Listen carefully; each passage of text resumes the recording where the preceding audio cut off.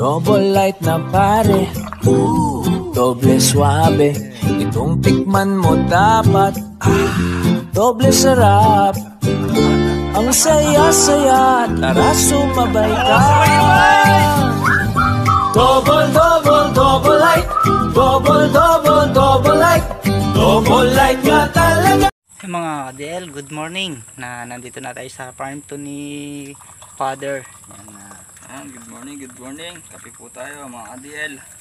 Gumagawa muna siya ng kape bago tayo magtrabaho. Kape muna. Kape. Mga ka-DL, yung ginawa ni Father na kape.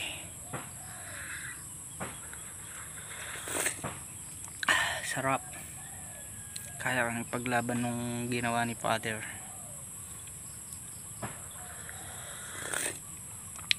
Mamaya ikutin natin yung mga sitaw. Ganda na yung bulas nasisiya ng tumingin. Ayan yung farm ni Father mga ka-DL. Tingnan natin yung mga bunga nila. Dami nang nakahulog. Nasisiyahan ka na talaga. Ayan, dito pa lang sa bungad na yan. Ayan, nakikita nyo naman mga ka-DL yung mga bunga. Ayan, nakahulog na. Ayan, dami ng maliliit. Mga ilang araw lang yan. Yun medyo malaki-laki na yon. Tingnan nyo, namumutaktak sa bunga. Ayan sa mga dingding. Ayan Ayan puro puro bunga na. Ayan siyempre yung mga naguhulog. Na? Salilong larete nandinin ka na? Puto yan Baik, si Raya?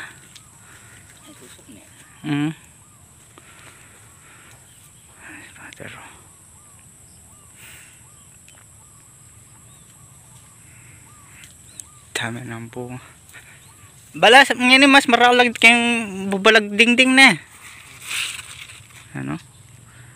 Tatlo kaagad yung pa mga ka-DL. Lalo na kitang kabila rakal taking kaya dingding. Daming buong maliliit.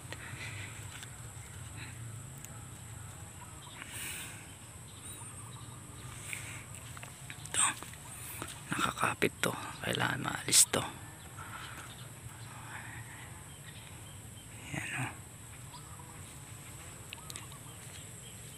Yan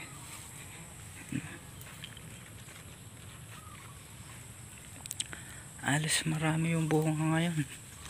Doon sa nakaraan na tanim. Ayan tsaka sakto lang ngayong mga puno. Wow. Mga ka-DL, dito naman tayo sa sitaw natin. Ayan tingnan nyo naman mga ka-DL.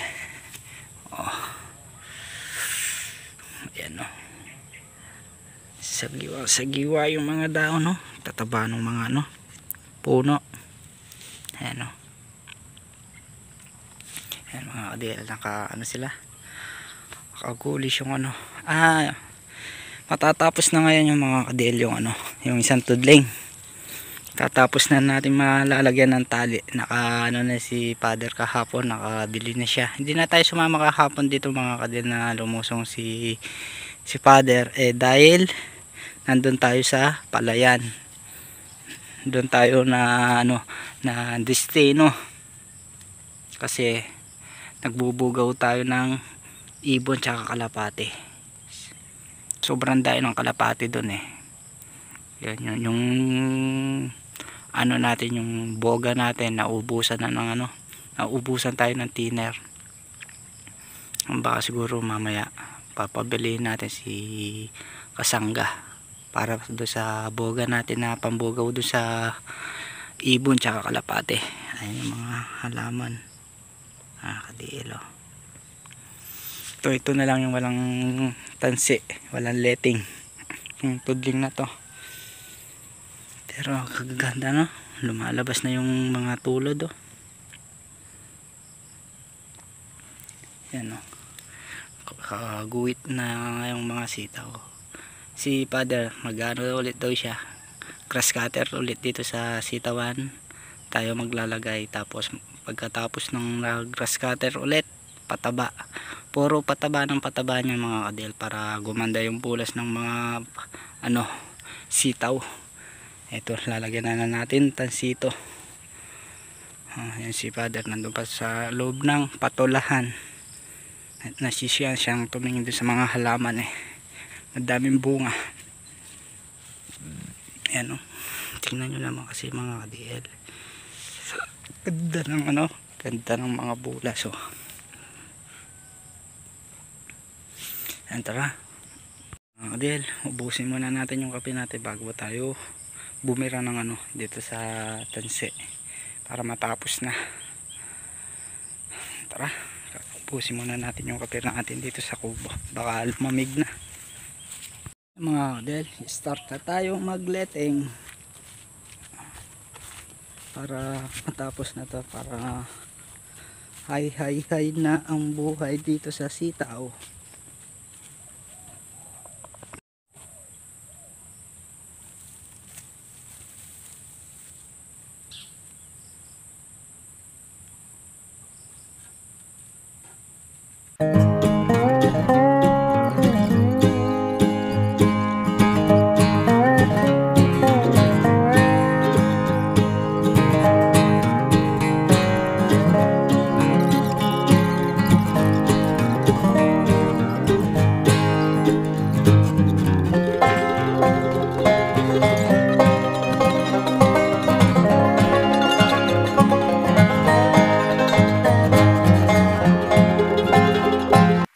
Yan mga ka-DL, tapos din natin na may dingding na lahat yung mga sitaw na sa wakas nalagyan na din natin. Tapos na grass cutter tsaka na lang pataba yun, pero yung mga dingding mga ka-DL tapos na. Tara, punta muna natin punta muna natin dito si Father. Tapos na tayo sa dingding. Ilang araw din natin na tinalagyan ng dingding yung mga sitaw, pero ngayon tapos na. Yan mga ka-DL, kain muna tayo ng almusal. Kain muna tayo adobo na lang nahuli lang yung pagluluto para mamaya na lang merienda.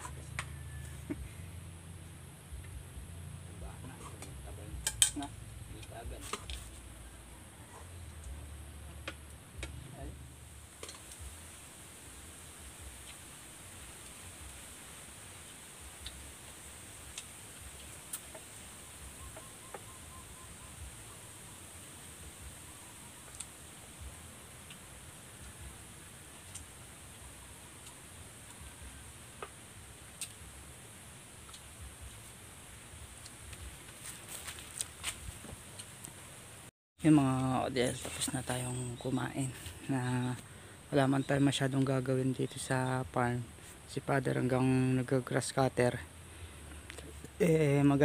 magbaba tayo ng mga bunga ng patola, yung para hindi bumaluktot mga ka-DL yung bunga. Pagka nakailan tudling na si Father na grass cutter, doon muna natin yun yung mga tabing puno ng ng sitaw.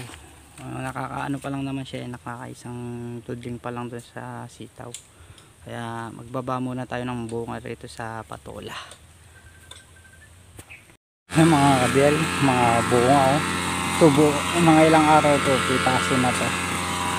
Tignan yung mga bunga, tulog na lahat yung dahil ng bunga. Ito pa. Ay yung iniiwasan natin mga ka-DL, yung nila, yung balbas nila. Pag kumapit to mga ka-DL, na obligadong masasakal yung bunga. Ito isa. Kaya yung iniiwasan natin, tsaka yung mga bungang ganito nakaipit ng ganyan mga ka-DL. Yan, kailangan ibaba natin to para hindi na ano. Yan. Si father nag-uumpisa na. Yan.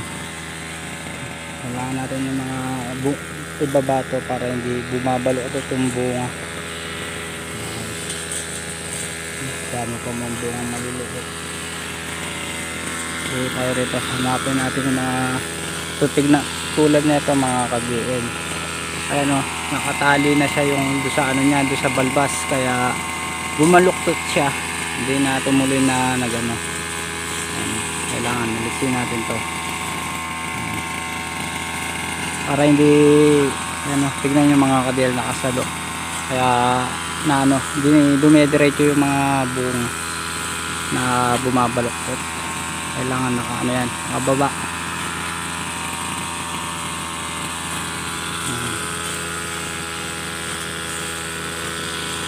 Daming na ano eh. Yan. Ito, tingnan nyo, lalaka na. Dami nang malalaki. Iniiwasan natin silang bumaluktot. Ayan o, ito pa. Nakakapit yung balbas. Mamaya mga ka-DL, pakikita natin yung ano, yung balbas nila na pag na ano, kumapit. Tignan natin mamaya, papakita ko sa inyo. Ano sila nagigiting yung ano, yung bunga.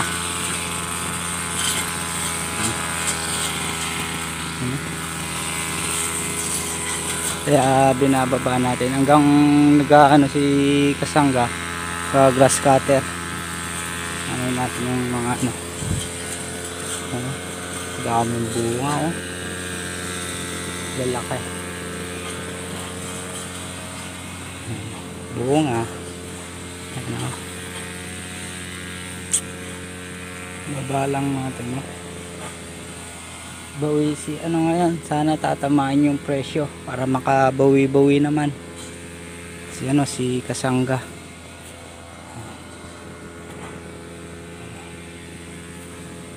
Ito pagkapatong. Ayan.